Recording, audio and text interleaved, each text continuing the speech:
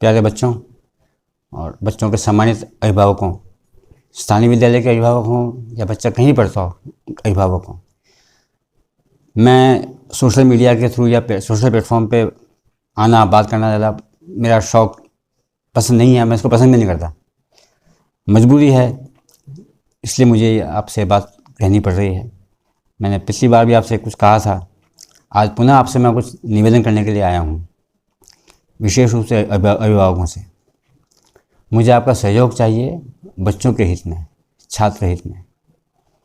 एक बात समझिए आप सब कि इस पूरे कोविड काल में सबसे बड़ा नुकसान किसी का हुआ तो बच्चों का हुआ।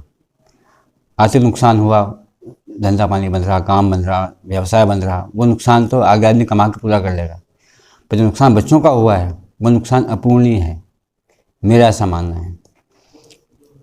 प्रथम बात ये, मेरे इस वीडियो को विद्यालय के एडमिशन से जोड़कर नहीं देखें। ये बच्चों की चिंता से युक्त है और चिंता के कारण ही मैं आपको ये वीडियो पोस्ट कर रहा हूँ। इसमें मुझे आपका सहयोग चाहिए। इस बात को समझिए आप, सबसे बड़े नुकसान बच्चों का हुआ, चाहे बच्चा नर्सरी में पढ़ रहा हो या पीजी में पढ़ रहा हो, बिना 2 क्लास की परीक्षा दिए, और यही हालात तो अगले साल भी फिर कोविड की वेव आएगी, तीसरे साल बच्चा परीक्षा नहीं देगा।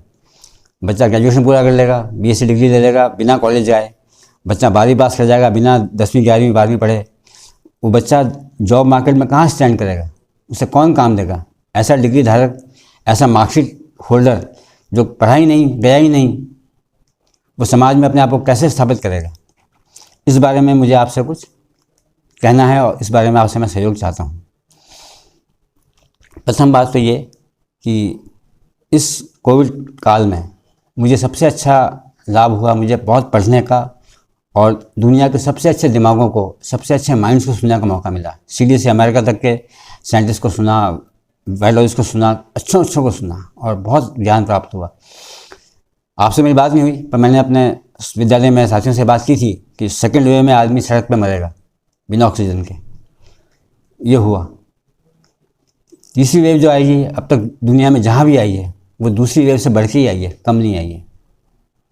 उससे बचने का तरीका एक ही है, अपन कोविड नियमों का सख्ती से पालन करें, मास्क पहनें, हाथ सैनिटाइज करें, दूर से बात करें, किसी के अगर मेहमान बन के न जाएँ, ना अपने घर में किसी मेहमान को आने दें।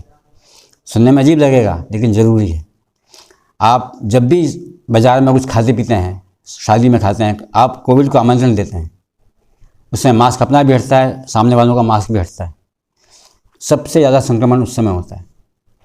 इसलिए कहीं जाना पड़े तो खाएं पिए नहीं, घर पे आके ही खाएं। कोई मिलने आए तो घर के बाहर मिलें।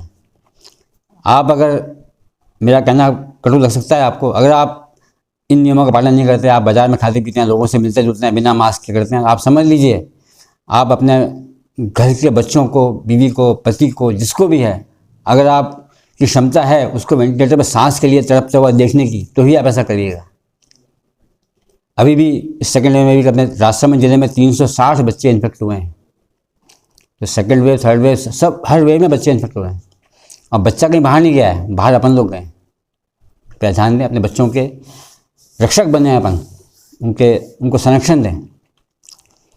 अब तीसरी बात, जो इम्पोर्टेंट बात है, सबसे ज़रूरी बात है, वो तीसरी वेव कब आएगी। जो मैंने पढ़ा है, जाना है, उस हिसाब से अभी सबको हल्का फुल्का इन्फेक्शन हुआ, सब में एंटीबॉडी बनी है, नेचुरल, प्राकृतिक। उसका जीवन काल करीब 8-9 महीने होता है। तो 8-9 महीने का समय अपने लिए बहुत सेफ़ है। इस समय कोविड का ज़्यादा विस्तार नहीं होगा। 8-9 महीने पूरे होंगे जनवरी के बाद में, मार्च अप्रैल में ही वापस तीसरी वेव आएगी। उसके लिए मेरे बारे में आपसे कुछ कहना है, उसी का मुझे आपसे सहयोग चाहिए। अभी जो 8 महीने हैं बहुत हेल्दी महीने हैं, इसमें कोविड का ज़्यादा फैलाव नहीं हुआ क्योंकि सब में एंटीबॉडी बनी है, वैक्सीनेशन भी हुआ है और सबको हल्का फुल्का इन्फेक्शन हो गया, सबको एंटीबॉडी बनी है। तो मेरी आपसे ये विनती है कि सरकार को ये बात पहुंचाई जाए कि अगले साल बोर्ड की परीक्षा फरवरी माह में करवा ली जाए। फरवरी शुरू हो, उस समय एग्ज़ाम हो जाए बोर्ड के, और मार्च महीने में जितने एंट्रेंस हैं, नीट के हैं, IIT के हैं, आपके CA फाउंडेशन के हैं, यूनिवर्सिटी में एडमिशन के हैं, वो सब मार्च में हो जाएं, क्योंकि फिर विद्यालय, कॉलेज सितंबर अक्टूबर तक वापस बंद रहेंगे। अगर अपन ने वैक्सीनेशन नहीं किया तो मैं चाहूँगा वैक्सीनेशन हो जाए, पर सरकार की भी मजबूरियाँ हैं, वैक्सीन की उपलब्धता भी एक समस्या है, हो पाता नहीं हो पाता नहीं कह सकते अपन। तो अपन ये माने कि नहीं हो पाएगा, अपन तैयारी करें खराब स्थिति की, अच्छी हो जाए तो अच्छी बात है, पर मेरा हमेशा मानना है कि try for the best and be prepared for the worst. अपन अच्छे की तैयारी करें और ख़राब के लिए तैयार रहें। तो इसमें पहला सुझाव तो इसमें सहयोग चाहिए। पहली बात तो ये कि सरकार पर इस तरह की बात पहुंचाई जाए कि बोर्ड परीक्षाएं, सब परीक्षाएं फरवरी में होकर के मार्च में एंट्रेंस एग्ज़ाम्स हो जाएं। दूसरा जो मुझे सहयोग आपसे चाहिए वो ये कि हर विद्यालय ने तैयारी की होगी, हमने भी तैयारी की है। हमने बच्चे के गत 2 सालों का कोर्स, जैसे बच्चा 7वीं में है तो उसका 5वीं 6वीं का कोर्स उसको तैयार किया है रिवीजन के लिए। अभी 6वीं का अभी क्लास का पढ़ेगा, प्लस अगली कक्षा में उसे क्या चाहिएगा। तो हमने 4 साल तक के सिलेबस को, 4 साल के कोर्स को छाँट करके 1 साल में 8 महीने में करवाने की व्यवस्था पूरी की है।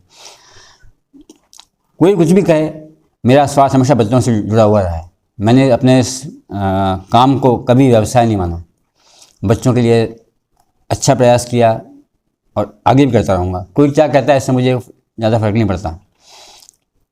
बच्चों के हित में आपसे मैं कह रहा हूँ कि 8 महीने का जो अगला समय है उसमें मुझे आपसे ये सहयोग चाहिए। अब सरकार से ये बात की जाए कि जो विद्यालय 8 महीने बिना छुट्टी के, बिना वेकेशन के विद्यालय चलाना चाहता है उसको चलाने की छूट दी जाए।